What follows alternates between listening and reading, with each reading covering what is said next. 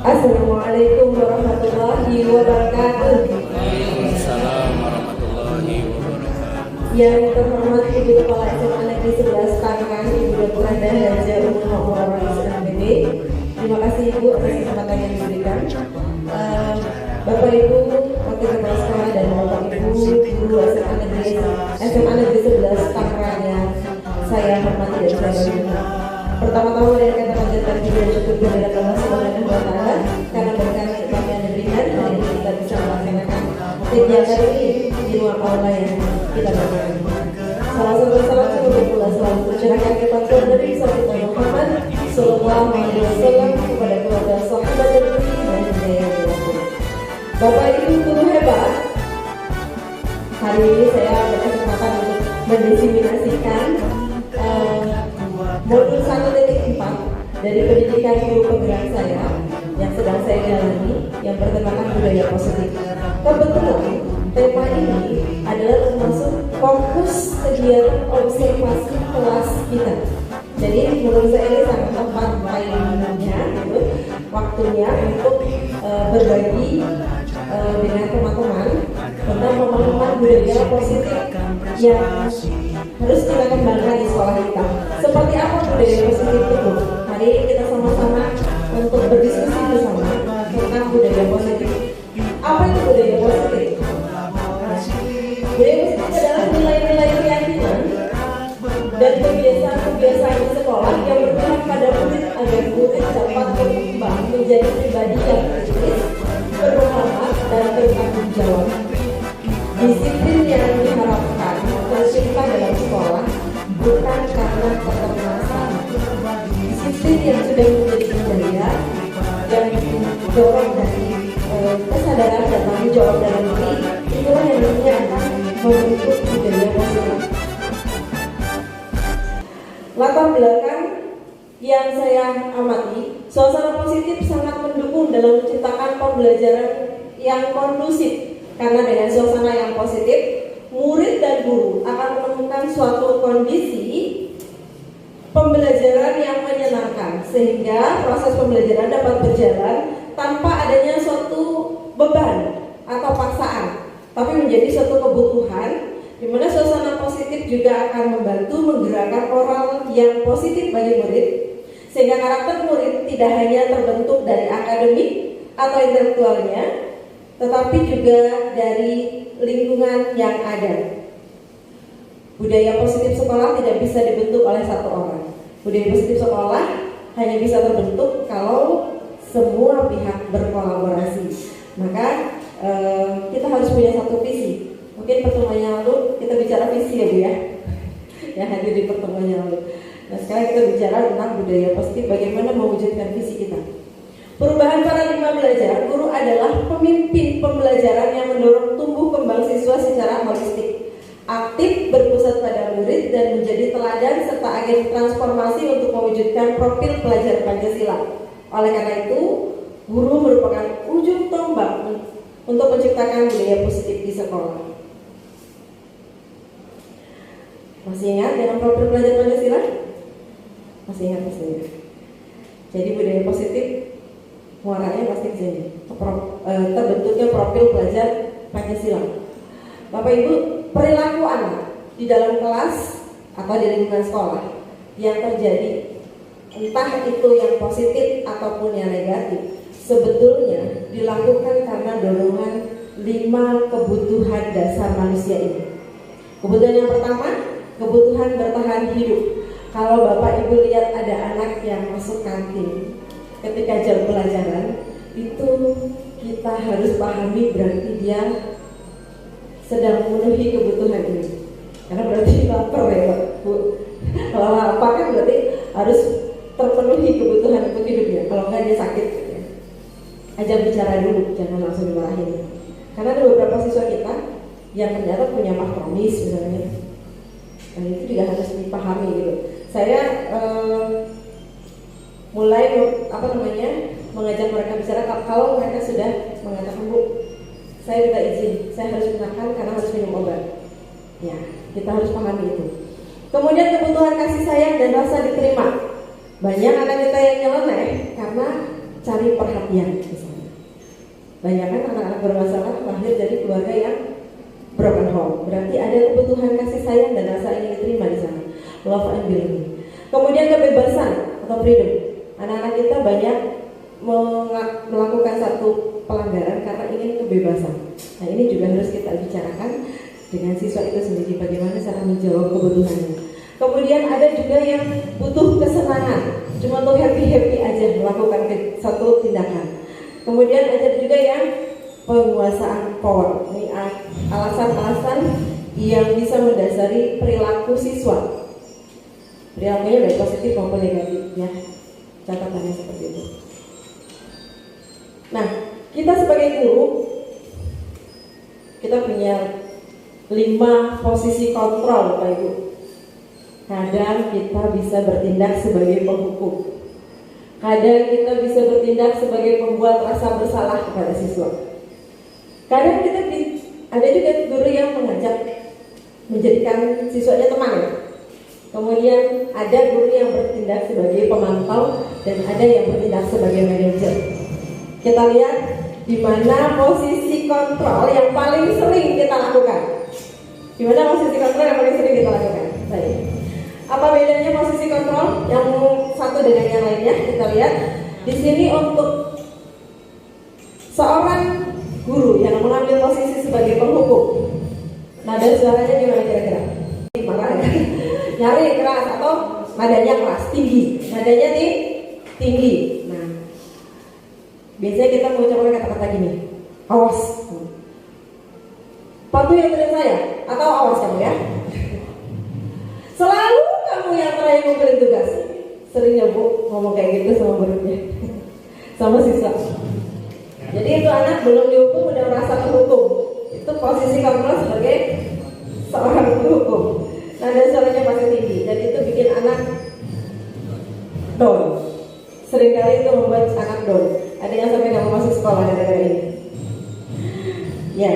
Kemudian ada posisi kontrol sebagai pembuat rasa bersalah. Nada suaranya agak melemah nih, bahkan memelas. Ke siswa itu apa ya? Bikin anak itu jadi terenyuh hatinya seperti itu ya. Halus, sedih, bahasa tubuhnya merapat pada anak dengan lusuh gitu. Kenapa sih kamu gini nak? Kamu gak kasihan sama ibu? Nah, jadi ada rasa si anak itu menyalahkan dirinya sendiri akhirnya. Ini mengarah kepada frustasi buat si anak, karena membuat dia sangat merasa bersalah gitu. Ibu kecewa banget sama kamu. Bagaimana kalau orang tua kamu tahu kamu seperti ini?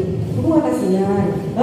Kita mungkin maksudnya mau ngambil hati, tapi ternyata itu sangat menyakiti hati dia sendiri gitu. Karena dia merasa bersalah dan akhirnya menyalahkan diri sendiri. Ada juga yang berposisi sebagai teman. Nah, siapa biasanya yang muda-muda ya, yang muda-muda pasti gayanya seperti teman ke siswa. Nada suaranya ramah, akrab, bercanda. Saya juga suka begitu ya. Bahasa tubuh merapat pada murid, mata dan senyum jenaka. Lucu-lucuan sama anak, gitu, sama siswa. Kalau dia bikin salah kita bilang gitu, ayo bantulah kami, bantu ibu ya. Jangan begini lagi. Ya udah yang ini kan nanti ibu ini bisa-bisa jadi ya. Nah, ini seperti dengan temannya. Bapak Ibu nanti bisa melihat posisi yang mana yang mungkin paling ideal. Yang keempat, posisi sebagai pemantau. Nanti kita akan memilih prakteknya menghadapi siswa. Kita mau ambil posisi yang mana, posisi saya gitu. Sebagai pemantau, nadanya datar, bahasa tubuh formal. Apa yang akan kamu lakukan? Kamu membuat kesalahan, kamu tahu? Kamu tahu konsekuensinya? Formal, seperti itu. Jadi kayak supervisor menegur bawahannya gitu. Pemantau. Jadi dia atau siswa merasakan bahwa dia bersalah, dia tahu poinnya, dia tahu konsekuensinya. Yang terakhir, Posisi manajer, nada suara tulus, bahasa tubuh tidak kaku, mendekat kepada murid. Apakah kamu meyakininya? Jika kamu meyakininya, apa? Kamu bisa memperbaikinya. Coba ibu mau dengar solusi yang kamu buat dari kesalahan yang kamu buat. Nah, jadi kita ngajak dialog, tapi kita tidak perlu mencarikan solusi Bapak Ibu. Karena apa? Kalau kita sebelumnya sudah membuat kesepakatan dan keyakinan kelas, mereka tahu ini aturannya, ini konsekuensinya. Kalau berbuat seperti ini, maka dia harus bertanggung jawab melakukan apa. Kita nggak perlu tarik urat sebetulnya untuk dia melakukan apa yang menjadi tanggung jawabnya. Karena apa? Semua siswa maupun guru tahu aturan dan konsekuensinya. Nggak usah disebut lagi. Berarti kalau kamu begini mau bagaimana? Iya Bu, misalnya dia buang sampah sembarangan, ketawa sama kita kan? Ayo, apa yang sudah kamu lakukan itu? Oh, iya Bu, saya salah Bu. Kenapa? Saya buang sampah sembarangan. Terus harusnya bagaimana? Saya bersihkan Bu. Ya, dia akan dengan sigap memperbaiki perilakunya tanpa harus kita marahi gitu loh maksudnya, tanpa harus dimarahi. Dan dalam penerapan teori budaya positif dan segitiga restitusi, Bapak Ibu, sebetulnya kita sebagai guru diharapkan bisa berperan sebagai manajer dan menjadikan anak-anak itu sebagai sosok-sosok bertanggung jawab tanpa harus ditakut-takuti. Tanpa harus ditakut-takuti, rubah mereka menjadi generasi bertanggung jawab terhadap apa yang dia lakukan. Untuk itu, langkah pertama untuk mewujudkan disiplin positif, saya mengharapkan Bapak Ibu dan yang sekolah juga untuk membuat satu kesepakatan kelas. Kita mulai dari kelas ya. Kesepakatan kelas itu adalah bentuk kontrak belajar yang berlaku untuk siswa dan guru, bentuk keyakinan kelas. Di sekolah kita punya namanya peraturan tata tertib. Apa bedanya keyakinan kelas, kesepakatan kelas dengan tata tertib dan peraturan? Bapak Ibu yang tahu bedanya kesepakatan kelas dengan peraturan? Ya, Pak Dedi.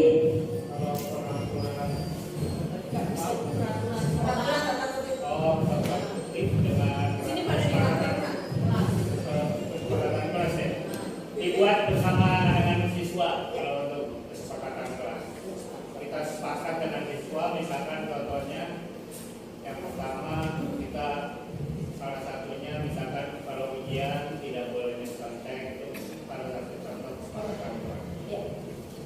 Ya, terima kasih Pak. Jadi betul sekali kesepakatan kelas dengan peraturan atau tata tertib. Pertama dari sumbernya. Kalau kesepakatan kelas itu sumbernya dari siswa bersama guru, dibentuk atau disepakati bersama. Sumbernya dari siswa justru. Kita tanya, kita mau bikin kesepakatan apa? Mereka kasih banyak pendapat. Kemudian nanti kita saringkan menjadi sebuah nilai-nilai yang kita sepakati bersama. Lahirnya dari bawah. Sedangkan peraturan atau tata tertib lahirnya dari atas. Siswa nggak ikut andil dalam siswa tidak ikut andil dalam penyusunan peraturan tersebut. Itu bedanya peraturan tata tertib dengan kesepakatan atau keyakinan kelas. Saya punya video ini tentang penyusunan keyakinan kelas di kelas. Tapi tadi sudah saya sekali ya di awal pertemuan kalau yang udah masuk duluan.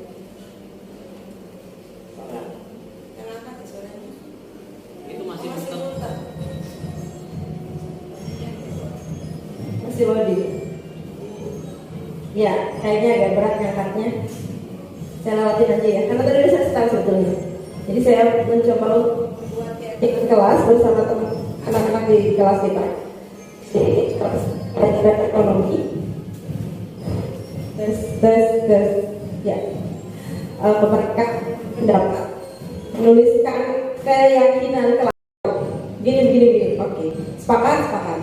Jadi itu upaya kita untuk menumbuhkan tanggung jawab dari mereka, menumbuhkan kesadaran. Apakah restitusi tidak boleh menghukum? Tidak. Apa Ada, tapi namanya konsekuensi. Ya. Bukan berarti dengan restitusi anak-anak itu dihukum aja nggak tertib, gimana gak ada hukuman. Gitu. Jangan, itu miskonsepsi. Keyakinan kelas, memahami pentingnya memiliki keyakinan kelas sebagai fondasi dan arah tujuan sebuah kelas yang akan menjadi landasan dalam memecahkan permasalahan di dalam kelas. Memang untuk restitusi saya melihat kita banyak mengamati bahwa itu bisa kita terapkan pada terutama pelanggaran-pelanggaran sikap. Ya, kalau pelanggarannya sudah di luar itu, penanganannya ada lagi.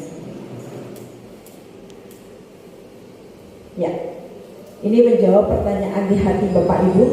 Apa bedanya hukuman, konsekuensi, dan restitusi? Kalau hukuman itu bersifat tidak terencana atau tiba-tiba. Hukuman bersifat satu arah dari pihak guru yang memberikan dan muridnya hanya menerima satu hukuman tanpa melalui kesepakatan. Hukuman diberikan bisa berupa fisik maupun psikis. Kalau konsekuensi, bedanya apa? Sudah terencana atau sudah disepakati. Kalau melakukan ini, berarti konsekuensinya begini. Itu mereka sudah tahu. Konsekuensi biasanya diberikan berdasarkan suatu data yang umumnya dapat diukur. Peraturan dan konsekuensi yang mengikuti ini sudah diketahui sebelumnya oleh murid.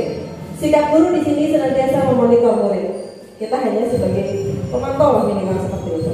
Kalau belum bisa menjadi manajer.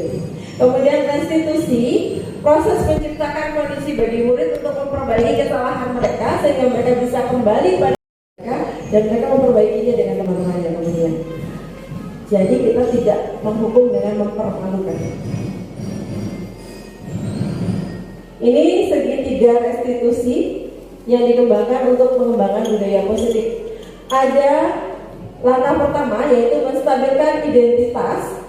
Yang keduanya validasi kebutuhan dengan cara mengajak ngobrol, mengajak bicara mereka. Kita tahu kenapa latar belakang mereka melakukan itu. Karena setiap anak pasti punya alasan untuk melakukan sebuah tindakan. Kemudian menanyakan keyakinan. Dengan menanyakan keyakinan itu kita tahu bahwa anak ini masih punya pandangan positif. Dia pasti tahu yang benar dan yang salah sebetulnya. Sehingga kita arahkan dia, terus gimana memperbaikinya. Mereka kan bisa kok, apalagi itu ada anak SMA. Anak SMA itu orang dewasa awal. Tingkat fase E dan F ini kategorinya adalah fase dewasa awal. Jadi mereka sudah bisa membedakan sebetulnya positif dan negatif. Sudah bisa membedakan benar dan salah. Kita hanya tinggal mengarahkan saja, menggiring opini mereka, menggiring pemikiran mereka ke arah yang seharusnya. Dalam langkah menstabilkan identitas, setiap orang pasti pernah melakukan kesalahan. Kalimat itu. Jadi jangan bikin mereka down duluan karena rasa bersalahnya. Kita berikan sebuah semangat bahwa kesalahan itu manusiawi. Semua orang pasti pernah melakukan kesalahan. Tapi bagaimana kemudian kita menyikapi kesalahan kita dan memperbaikinya, gitu kan? Kamu bukan satu-satunya yang pernah melakukan hal ini, gitu. Oh, netral lagi tuh dia. Yang tadinya merasa takut, ternyata ada kalimat yang menetralkan dia. Bahwa dia bukan kesakitan dalam tanda kutip. Jadi dia menjadi selevel lagi dari kita, posisinya disamakan, distabilkan identitasnya sebagai manusia yang wajar, begitu. Kemudian baru kita memvalidasi tindakannya. Adakah cara? Kamu tentu punya alasan mengapa melakukan hal itu. Kalimat itu menggali apa alasan dia melakukan itu. Adakah cara yang lebih efektif untuk mendapatkan apa yang kamu butuhkan? Kalau dia pengen, saya pengen senang-senang, emang gak ada cara lain gitu kan? Senang-senangnya kan bisa dengan cara yang lain. Jadi kita buka wawasan dia. Kemudian nilai-nilai apa yang telah kamu sepakati? Kamu ingin menjadi orang seperti apa? Kalau ditanya gitu siswa pasti mau jadi orang yang baik apa yang gak baik? Pasti jawabannya mau jadi yang lebih baik, pasti gitu. Anak yang paling nakal sekalipun pasti jawabannya, ya Bu, saya akan lebih baik gitu kan. Next. Oke, ini langkah pertama pada bagian dasar segitiga tadi sudah saya jelaskan. Saya langsung saja untuk mempersingkat waktu. Ini salah satu contoh videonya nggak ini juga ya? Yang angkat ya? Suaranya kok nggak keluar ya?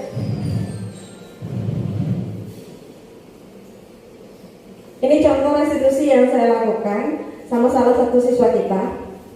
Kasusnya nanti bisa. Tadi kan mau kesalahan. Hari ini saya Sama dari awal. Memang pasti punya alasan ya, kenapa ya? Baik, Rehan. Rehan tahu tidak kenapa dia salah? tahu saya sudah melakukan contohnya dulu. Ya, semua manusia pasti pernah melakukan kesalahan, kan? Jadi, bagaimana kita menghadapi kesalahan? Rehan boleh ceritakan tadi Rehan melakukan kesalahan apa? Hari ini saya tapi saya tidak melakukan. Rehan pasti punya alasan ya, kenapa Rehan melakukan itu? Dulu karena saya bosan jam kelas kalau ini seperti itu datang di sini. Oke, pasti Rehan lebih bebas ya setelah pulang sekolah dan menghubungi dengan sekolah. Tapi kan tidak ada yang keras ya. Dan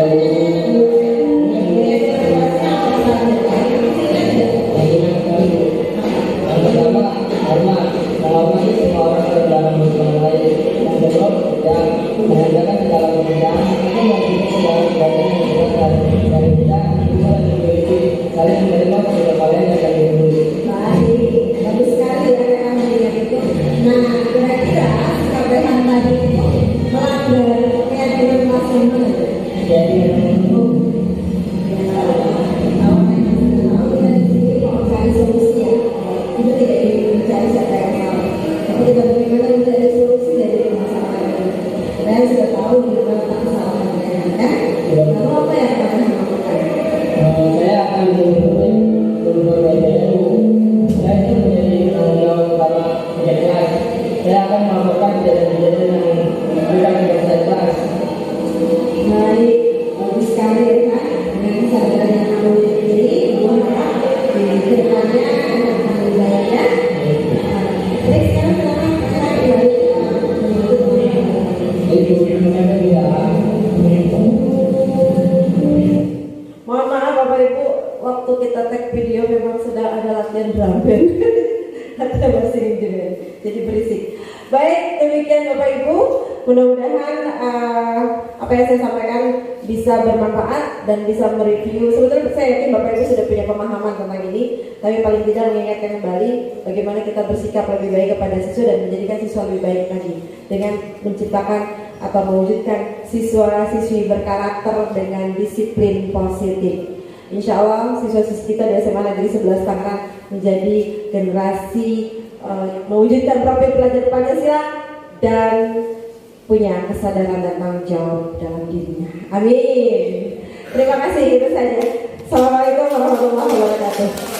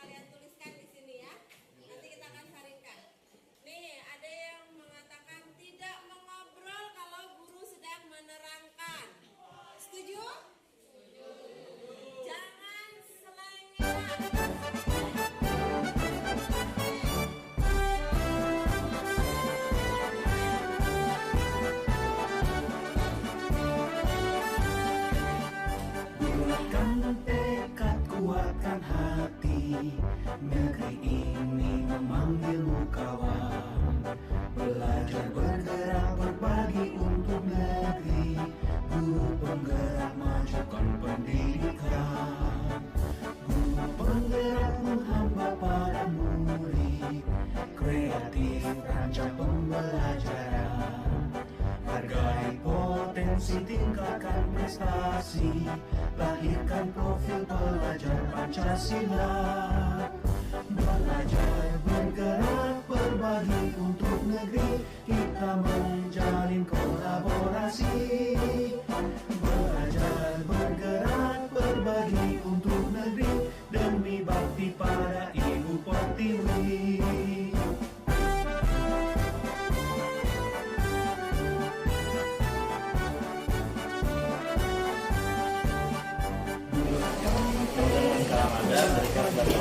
Perkenalkan, nama saya Febia Balkis dari kelas 8. Menurut saya sangatlah senang, Sangat senang Bu. sangatlah penting. Saya berharap Naruto bisa menjadi lebih penting dan lebih Agar di kelas lebih tertib dan disiplin.